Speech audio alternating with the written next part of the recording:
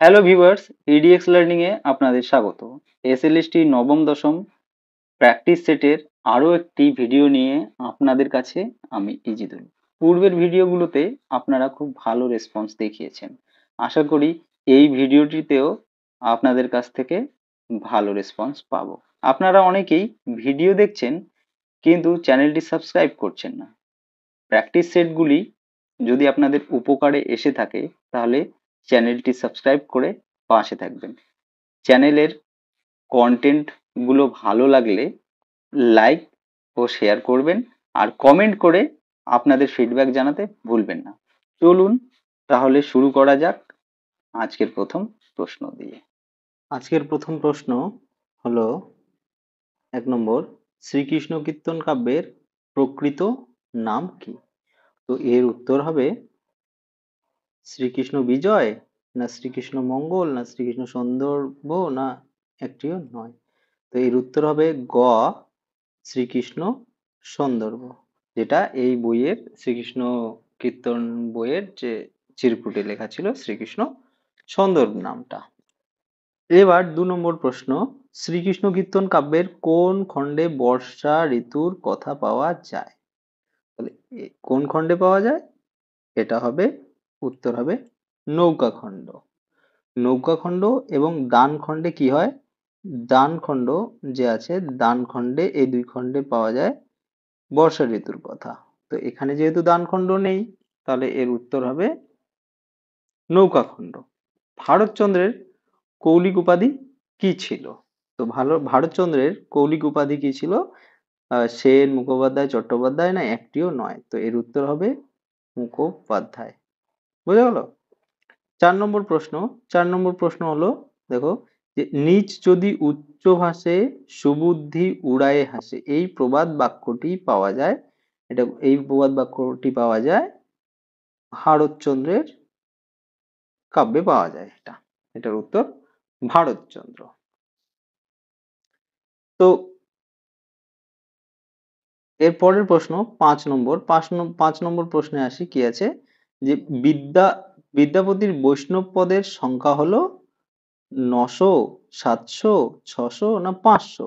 তো এটা হলো মোট 500টি, 500টির উপর বা 500টির কাছাকাছি বিদ্যাপতির যে বৈষ্ণব পদ পদের সংখ্যা। বোঝা গেল?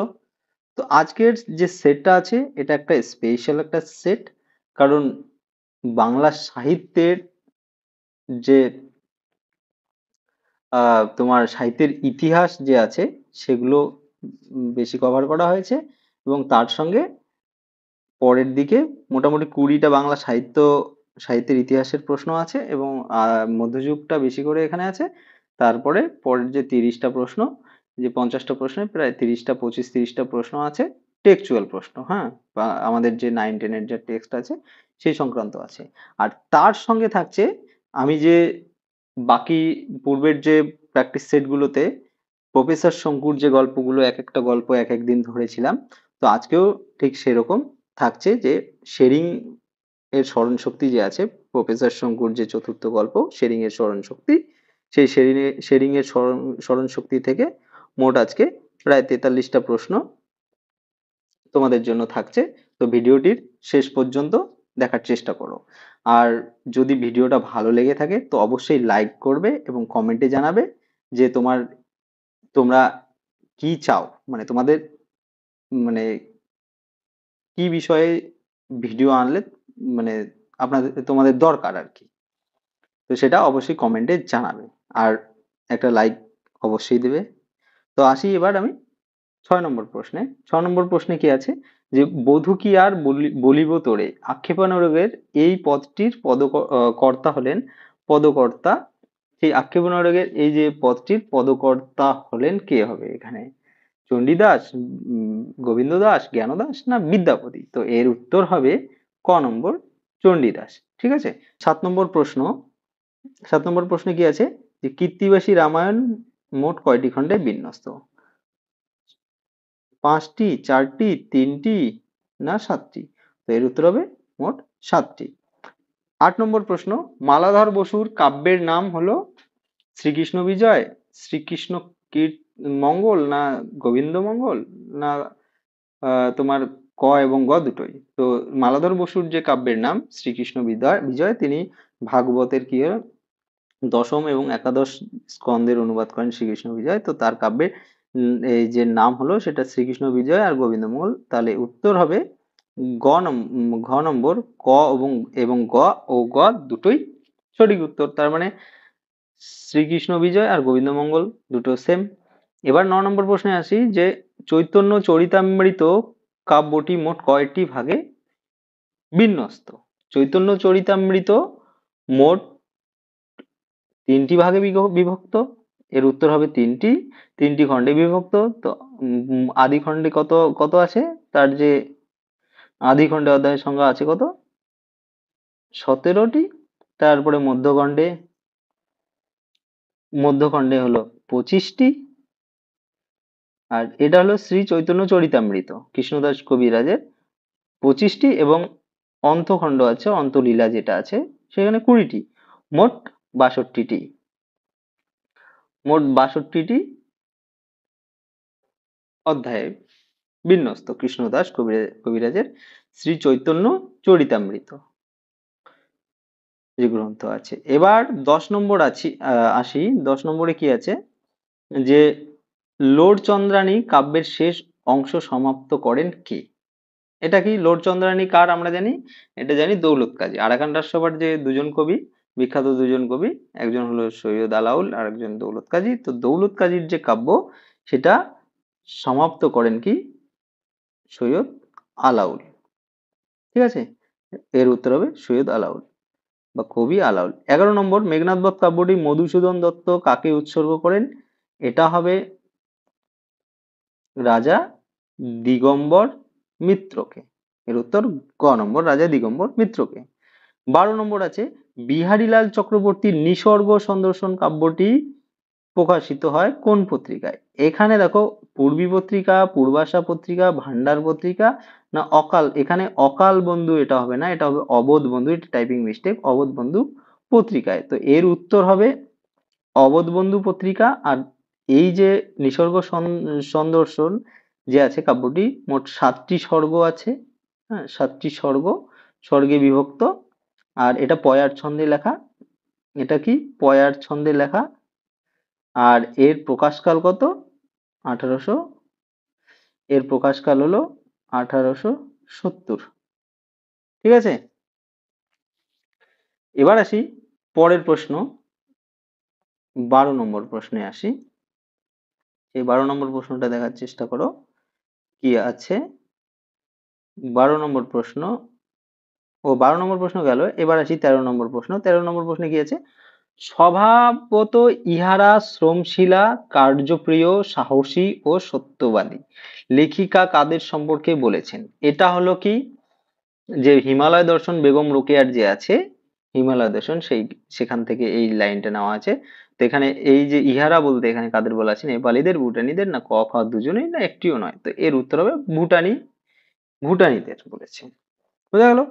এবার 14 নম্বর আসি। কৃষ্ণা বাড়ি ফেরেনি উপন্যাসটি কে লিখেছেন? কৃষ্ণা বাড়ি ফেরেনি এটা আমরা যদি তোমার সৈয়দ মুস্তফা সিরাজ সাঁঝ ভেসে গেছে সেটা যদি দেখি, ওখানে লেখক পরিচিতি অংশে আমরা পাবো এই কৃষ্ণা বাড়ি ফেরেনি, এটা সৈয়দ মুস্তফা সিরাজের লেখা। ঠিক আছে, এবার 15 নম্বর প্রশ্ন, এদের মধ্যে কে সোভিয়েত ল্যান্ড নেহেরু পুরস্কার পেয়েছেন? এটাও যদি আমরা লেখক পরিচিতি বা কবি পরিচিতি দেখি সেই অংশে আমরা পেয়ে যাব। এটা হবে উত্তর হবে সুভাষ মুখোপাধ্যায়ের। বোঝা গেল? এবার 16 নম্বর প্রশ্নে আসি যে এদের মধ্যে কে বিহারের হাজারিবাগে জন্মগ্রহণ করেন? বিহারের হাজারিবাগে জন্মগ্রহণ করেন সুবোধ ঘোষ, অজিত দত্ত, প্রেমেন্দ্র মিত্র না প্রমোদ চৌধুরী? তো এর উত্তর হবে ক নম্বর, সুবোধ ঘোষ। 17 নম্বর দেখো কি আছে, প্রলয় শিখা কাব্যের স্রষ্টা কে? প্রলয় শিখা কাব্য কার লেখা এটা আমরা জানি, এটা হলো কাজী নজরুল ইসলামের। ঘ নম্বর। বোঝা গেল? এবার আপনাদের মধ্যে অনেকে কমেন্টে, ভিডিওর কমেন্টে জানান যে প্রশ্ন অনেক সোজা হচ্ছে, একটু কঠিন করুন, ইয়ে করুন। প্রশ্ন সোজা কঠিনের কিছু না, এখানে মানে প্র্যাকটিস সেট গুলো তো হচ্ছে, এখানে এক একটার পর একটা প্র্যাকটিস সেট আসছে। তো এখানে সব কঠিন প্রশ্ন একটা প্র্যাকটিস সেটে দেওয়া যাবে না, আর সব সোজা প্রশ্নও দেওয়া যাবে না। তাই কি করা হচ্ছে, এটা এটা যাতে আপনাদের প্রত্যেকদিন ভিডিওগুলো দেখে বা ভিডিওগুলো দেখে আপনারা কি করেন, আপনাদের যে পড়া যা হয়ে গেছে যেগুলো কমপ্লিট, সেগুলো যাতে আপনাদের রিভিশন হয়, সেই জন্যই এই ভিডিওগুলো আমার আনা। তো আপনারা যদি প্রত্যেকটা প্র্যাকটিস সেট দেখতে থাকেন, দেখবেন সহজ প্লাস কঠিন প্রশ্ন দু ধরনেরই প্রশ্ন মানে এখানে আছে। তো সেই বিষয়ে কোনো ইয়ে করার দরকার নেই, ভিডিওগুলো দেখতে থাকুন। প্রশ্নের মান বলো বা প্রশ্ন বলো এরকম সহজও আসবে না, কঠিনও আসবে না, বিশেষ কঠিনও আসবে না। যা প্রশ্ন হবে সব টেক্সচুয়াল প্রশ্ন হবে, টেক্সটেই থাকবে, সব কিছু টেক্সট থাকবে, প্লাস সাহিত্যের ইতিহাস ব্যাকরণ অংশ যা আছে সেটাই থাকবে। অনেক সিলেবাসের বাইরে কোনো প্রশ্ন আসবে না। যদি তোমরা 2016 সালের যে এসএলএসটি পরীক্ষার যে প্রশ্নটা দেখো, বা এমএসসি যে মাদ্রাসা সার্ভিসেস কমিশনের যে প্রশ্নটা যদি 2024 সালের যেগুলো হয়ে গেল, সেগুলো দেখলে বুঝবে যে প্রত্যেকটা প্রশ্ন সিলেবাসেই আছে। সিলেবাসের মানে টেক্সচুয়াল প্রশ্নগুলো টেক্সটে আছে, এবং সাহিত্যের ইতিহাস যা আছে সেগুলো এর এর বাইরে কিছু দেয়নি, এবং প্রশ্ন মানটা অনেক সোজা, ইজি। তো সেই জিনিসগুলোই মেনটেন করা হয়েছে এখানে। আর প্রত্যেকটা ভিডিও যদি তোমরা দেখো, দেখবে আজকে এটা প্রায় 16 নম্বর ভিডিও। তো 16 নম্বর ভিডিও 50 × 16 করো, কতগুলো প্রশ্ন হয়ে যাচ্ছে। তো অনেক প্রশ্ন রিপিটও হয়ে যায়। আর এই বিষয় আর এখানে স্পেশাল থাকছে যে প্রফেসর শঙ্কুর যে প্রশ্নগুলো আমি ধরেছি, এক একটা গল্পের যে প্রশ্নগুলো আমি আনছি, 30টা থেকে 40টা করে প্রশ্ন প্রত্যেকটা ভিডিওতে প্রফেসর শঙ্কুর এক্সট্রা করে থাকছে। এরপরে প্রফেসর শঙ্কু যখন হয়ে যাবে, আমি কোনি থেকে আনবো এরকম করে। তারপরে কি হবে, প্রত্যেকটা প্র্যাকটিস সেটের সঙ্গে সঙ্গে আমি কি করব, যে টেক্সচুয়াল প্রশ্ন, যে টেক্সট গুলো ইম্পর্টেন্ট এবং পরীক্ষায় মানে ওই যে টেক্সট গুলো থেকে পরীক্ষায় একদম প্রশ্ন হওয়ার সম্ভাবনা বেশি, সেই টেক্সট গুলো আমি প্রত্যেকটা প্র্যাকটিস সেটের পিছনে পিছনে বা আমি পরবর্তীতে আনার চেষ্টা করব। না হলে ইন্ডিভিজুয়াল ভাবে আলাদা 2-3টে টেক্সট মিলে একদিনে একটা প্র্যাকটিস সেট আনবো, এরকম আমি ভবিষ্যতে করব। তার সঙ্গে 11-12 এর কিছুদিনের মধ্যেই, 2-1 দিনের মধ্যেই 11-12 এরও আমি প্র্যাকটিস সেট শুরু করে দেবো। আর এই ভিডিওতে যে কেউ মানে তোমাদের মধ্যে অনেকেই মানে বলো যে যেসব 9-10 এর সিলেবাসে যেসব সাহিত্যের ইতিহাস নেই, সেই প্রশ্নগুলো কেন দিয়েছো? তো দেখো, সাহিত্যের ইতিহাস যদি আমি 11-12 এর সিলেবাস ধরি, সেখানে আধুনিক যুগ, মধ্যযুগ, আধুনিক যুগ এবং প্রাচীন যুগ সবগুলোই আছে, মানে কোনো কিছু বাদ নেই। সেহেতু এই প্রশ্নগুলো যাতে 11-12-এও সাহিত্যের ইতিহাসগুলো কাজে দেয়, তার জন্য এখানে আমি ঢুকিয়ে দিই। তো এক্সট্রা ভাবে সিলেবাসে না থাকলেও হেমচন্দ্র আমি এর এর আগে ঢুকিয়েছি, অনেক অনেককেই ঢুকিয়েছি। তো সেই দিকটা কথা চিন্তা করে, ঠিক আছে? তাহলে ভিডিওটা দেখতে থাকো। আর আজকে যে জিনিসটা থাকছে, ডক্টর শেরিং এর স্মরণশক্তি, প্রফেসর শঙ্কুর যে চতুর্থ গল্প, সেটা থেকে আপনাদের সামনে আমি প্রায় 40টা 43টা প্রশ্ন তুলে ধরবো। এবার 18 নম্বর প্রশ্ন আছে কি, যে মরণের ডঙ্কা বাজে এই সাহিত্য গ্রন্থটির স্রষ্টা হলেন, মরণের ডঙ্কা বাজে এই সাহিত্য গ্রন্থটির স্রষ্টা হলেন বিভূতিভূষণ বন্দ্যোপাধ্যায়। আর 19 নম্বর, এদের মধ্যে কে অতিথি অধ্যাপক হিসেবে স্বনামধন্য বিশ্বভারতী বিশ্ববিদ্যালয়ে নিয়োজিত ছিলেন? জয় গোস্বামী, শক্তি চট্টোপাধ্যায়, অমিয় চক্রবর্তী, না মুস্তাফা আলী? এর উত্তর হবে শক্তি চট্টোপাধ্যায়। সেখানে তিনি কি হয়, হৃদরোগে হঠাৎ মৃত্যুবরণ করেন, সেই বিশ্বভারতীতে হৃদরোগে তিনি হার্ট হার্ট অ্যাটাক হয়ে মৃত্যু হয় তার। 20 নম্বর হলো ছোট ঠাকুরদার কাশি যাত্রা। ছোট ঠাকুরদার কাশি যাত্রার এই গ্রন্থটার স্রষ্টা হলো আশাপূর্ণা দেবী। ঠিক আছে, 20 নম্বর প্রশ্ন। এবার আসি 21 নম্বর প্রশ্ন। 21 নম্বর প্রশ্ন কি আছে দেখি, বনফুল প্রকাশিত প্রথম কবিতা বের হয় কোন পত্রিকায়? তো বনফুল প্রকাশিত কবিতা প্রথম বের হয় তোমার মালঞ্চ পত্রিকায়। ঠিক আছে, তার প্রথম উপন্যাসের নাম কি? তার প্রথম উপন্যাস হলো তৃণখণ্ড, সেটা 1933-এ প্রকাশিত হয়। ঠিক আছে, এবার 22 নম্বর প্রশ্ন, বনফুলের প্রথম প্রকাশিত উপন্যাস কোনটি? এই যে একটু আগেই উপরের বললাম যে তৃণখণ্ড, এটা 1933-এ প্রকাশিত হয়, এটা সালটা মনে রাখবে। তারপরে 23 নম্বর, স্নেহের কাঙ্গাল বেচারি জীবনে কিন্তু ভালোবাসার সুযোগ পাচ্ছে না কোথাও, কার কথা বলা হয়েছে? এখানে এই যে টাইপিং মিস্টেক আছে, এটা বেচারি হবে না, এটা বেচারা হবে। আর এখানে বেচারির জন্য বোঝা যাচ্ছে না, এখানে যদি বেচারা করি স্নেহের কাঙ্গাল বেচারা, এটা এটা তাহলে কি হবে, বনফুলের যে আলো বাবু যে গল্পটা আছে, সেই গল্পের চরিত্র আলো বাবু হলো স্নেহের কাঙ্গাল। ঠিক আছে, এরপরে 24 নম্বর প্রশ্নটা আমি দেখার চেষ্টা করি। 24 নম্বর প্রশ্নে কি আছে? 24, হ্যাঁ 24 নম্বর প্রশ্ন। 24 নম্বর প্রশ্নে আছে,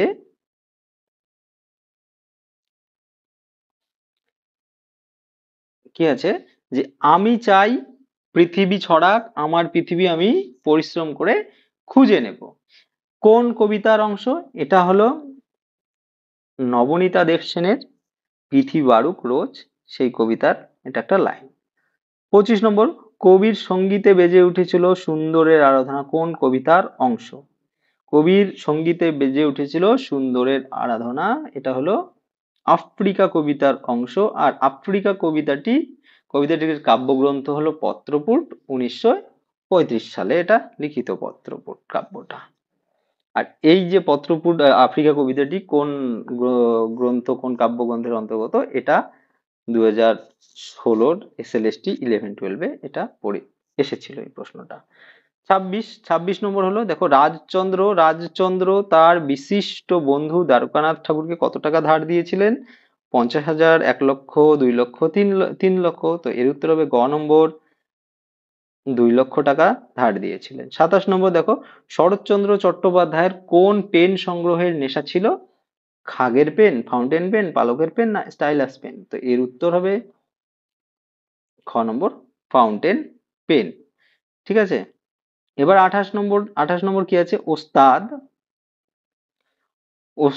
যারা ওস্তাদ কলমবাজ তাদের বলা হয় কি হবে? ক্যালিগ্রাফিস্ট, না লিপি কৌশলী, ক খ দুটোই, না একটি সত্য নয়? তো এর উত্তর হবে গ নম্বর, ক খ দুটোই, ক্যালিগ্রাফিস্ট আর লিপি কৌশল দুটোই অ্যান্সার হবে। 29 নম্বর, প্রলয় গনিয়া প্রজা ভাবয়ে বিষাদ, হুড় হুড় দূর দূর বহে ঘন ঝড়, কোন কবিতার অংশ? তো এটা হলো কলিঙ্গ দেশের ঝড় বৃষ্টির, মুকুন্দ চক্রবর্তীর যে আছে চণ্ডীমঙ্গল কাব্যের এটা অন্তর্গত। এইবার আসি 30 নম্বর প্রশ্ন।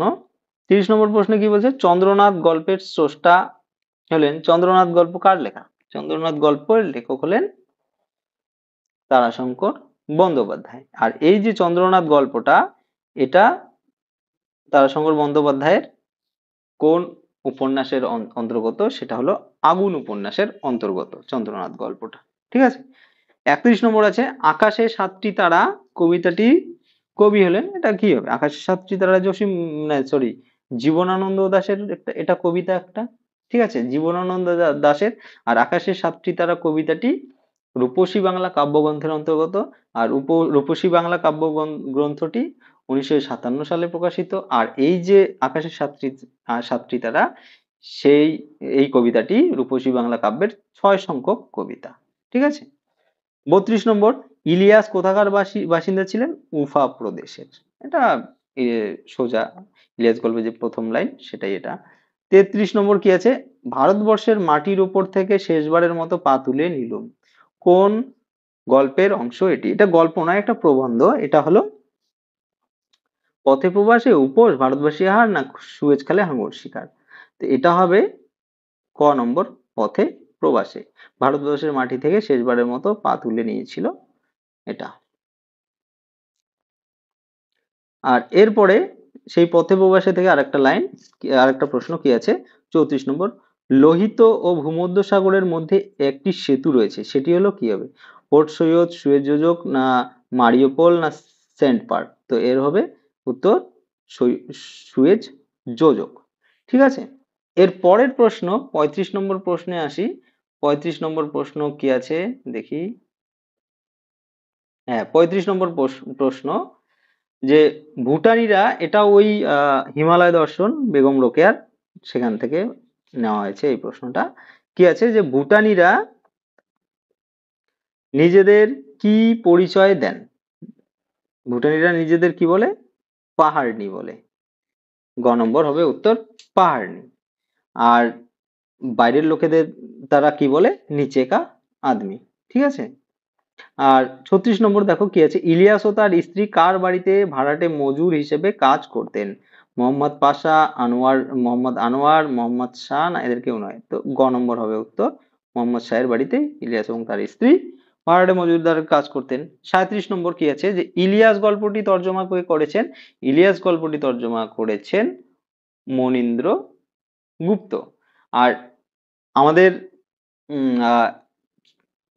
এসএলএসটি 9-10 সিলেবাস এবং 11-12 এর যে সিলেবাস আছে, অনেকগুলো গল্প কি হচ্ছে তর্জমা করা আছে। তো এই যে তর্জমা করার যে প্রশ্নটা, এটা কিন্তু খুবই ইম্পর্টেন্ট। এটা একটা না একটা হয়তো আসার পরীক্ষা আসার মতোই আছে। তাই যে যে গল্পগুলো তর্জমা অন্যের দ্বারা তর্জমা করা, সেই গল্পগুলো কি করবেন আপনারা ভালো করে পড়ে নেবেন যে তর্জমা কে করেছেন।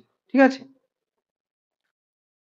38 নম্বর আছে যে জনমানববিহীন স্টেশন, আকাশ ভরা তারা, এমন একটি দেশে আসলে একলে পথ হারায়, কোন কবিতার অংশ? জনমানব, এটা হবে কি, এটা হলো তিন পাহাড়ের কোলে। ঠিক আছে, তিন পাহাড়ের কোলের কবিতার অংশ। তো ভিডিওটি ভালো লাগলে আপনারা একটা লাইক করে দেবেন। আর কেউ আপনাদের মধ্যে কেউ এখনো যদি চ্যানেলটি সাবস্ক্রাইব করে না থাকে, তো অবশ্যই চ্যানেলটি সাবস্ক্রাইব করে পাশে থাকবেন। 39 নম্বর কি আছে, সাত ভাই চম্পা কবিতাটির কবি হলেন? এটা কি হবে, বিষ্ণু দে, শক্তি চট্টোপাধ্যায়, জয় গোস্বামী, না ঈশ্বর গুপ্ত? দে, এর উত্তর হবে ক নম্বর, বিষ্ণু দে। প্রহ্লাদের ওজন কত? 40 নম্বর প্রশ্ন, তোমার প্রফেসর শঙ্কুর ডায়েরি থেকে। প্রহ্লাদের ওজন হলো কি হলো 2 মণ 7 সের। ঠিক আছে, 2 মণ 7 সের, গ নম্বর। আর 41 নম্বর, প্রফেসর শঙ্কু কয়টার সময় মঙ্গল যাত্রা করেছিলেন? এটা হবে উত্তর ভোর 5টায়। 42 নম্বর, প্রফেসর শেরিং কোন বিষয়ের অধ্যাপক ছিলেন?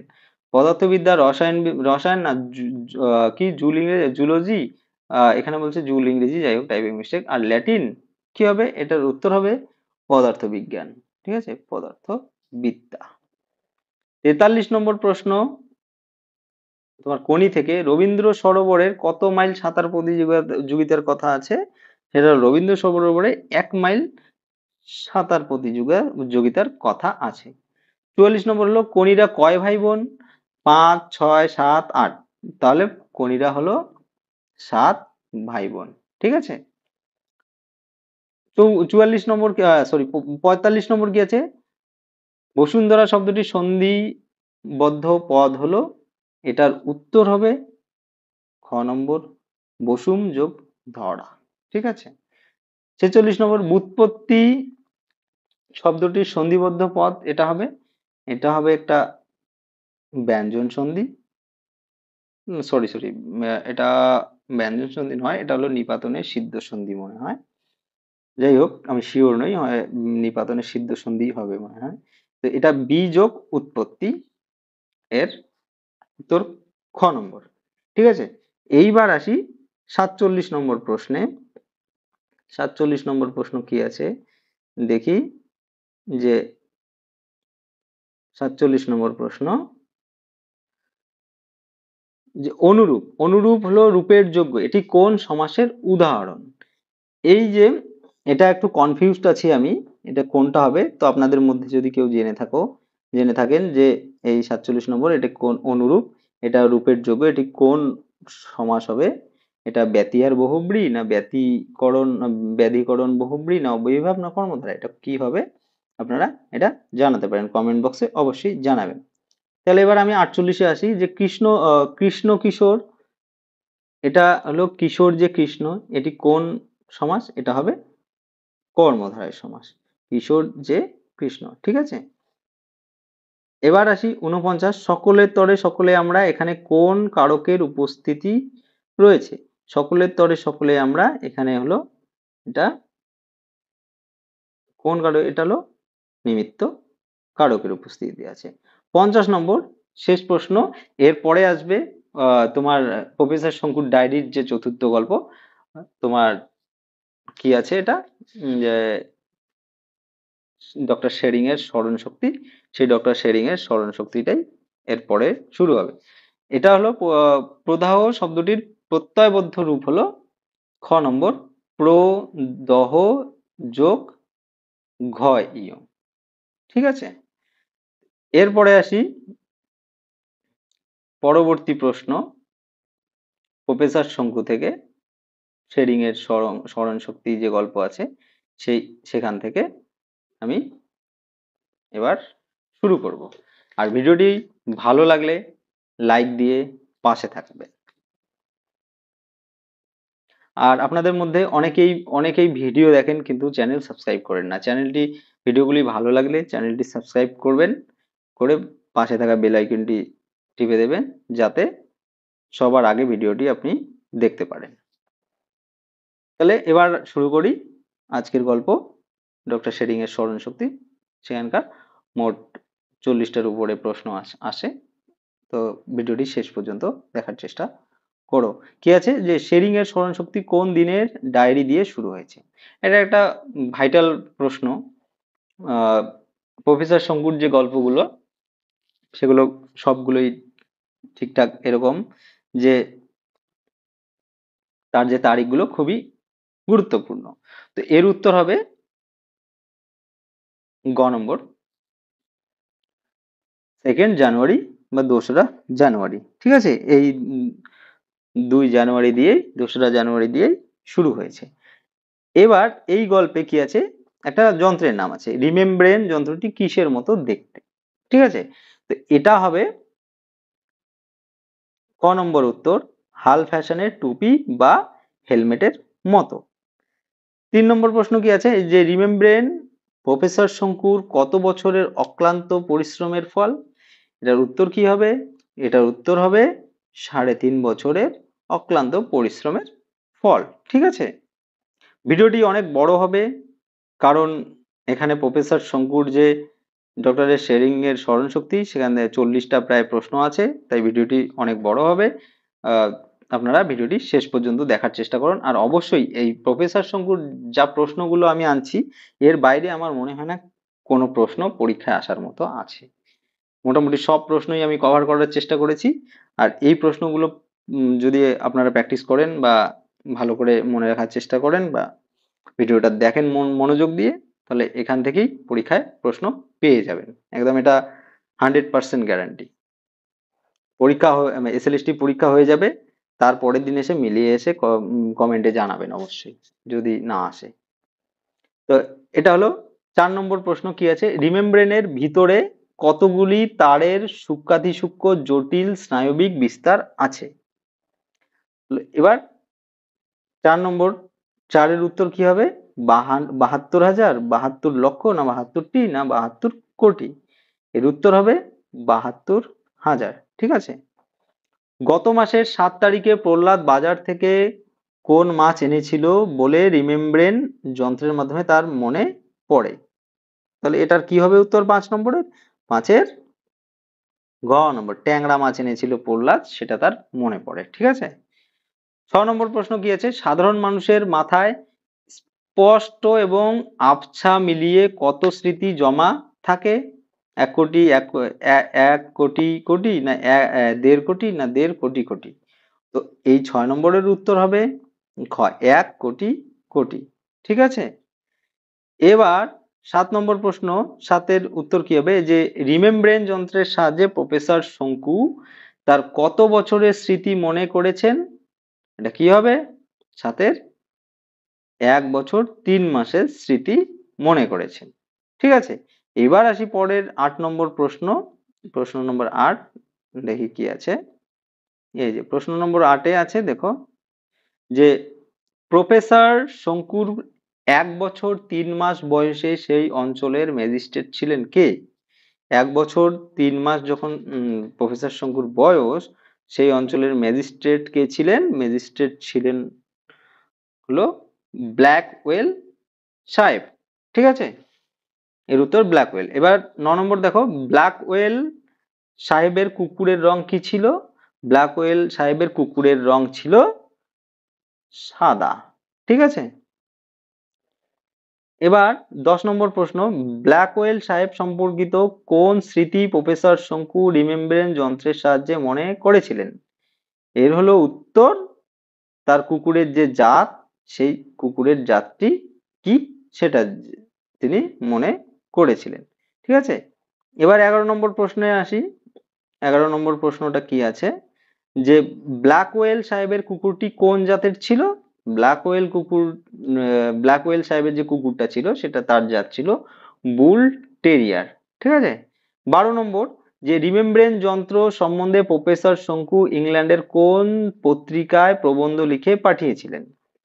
কোন পত্রিকায় পাঠিয়েছিলেন? 12-র উত্তর হবে খ নম্বর, নেচার পত্রিকায়। ঠিক আছে, 13 নম্বর, ব্রাসেলসে কবে বিজ্ঞানীদের সম্মেলন ছিল?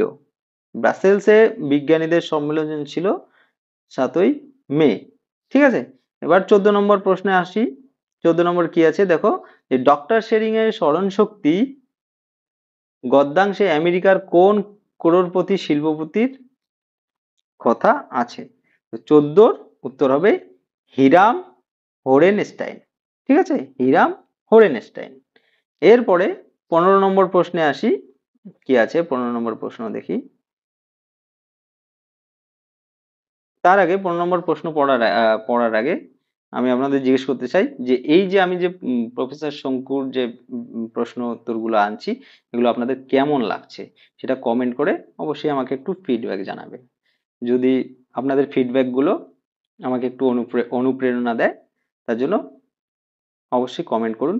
এই প্রফেসর শঙ্কুর যে প্রশ্নোত্তরগুলো কেমন লাগছে, এর কোয়ালিটি কি রকম, যদি আপনাদের যদি এই সংক্রান্ত আরো কিছু সাজেশন দেওয়ার থাকে সেগুলো দিতে পারেন।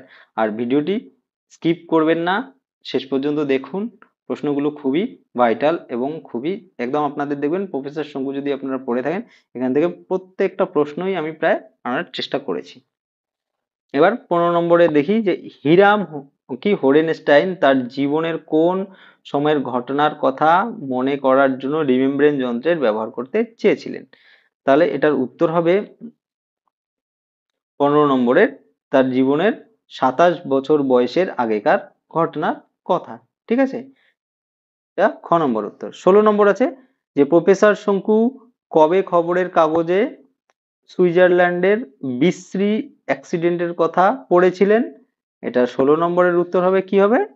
এটা হবে গ নম্বর, 4 মার্চ। ঠিক আছে, এবার 17 নম্বর প্রশ্নে আসি। 17 নম্বর প্রশ্ন, যে